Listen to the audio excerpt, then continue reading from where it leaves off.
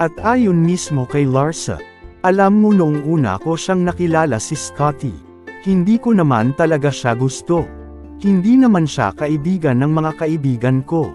Parang ganun lang din talaga nangyari.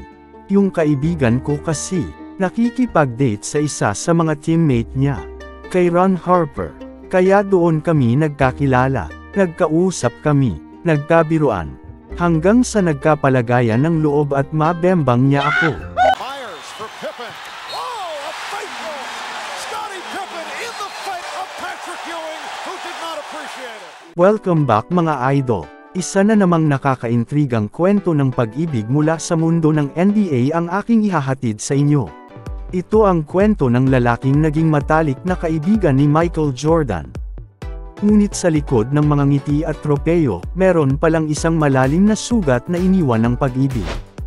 Ito ang true-to-life love story ng 6-time NBA champion, 7-time NBA All-Star, NBA All-Star MVP, NBA Steals Leader, 2-time Olympic gold medalist, at official na kabilang sa NBA Hall of Fame noong 2010.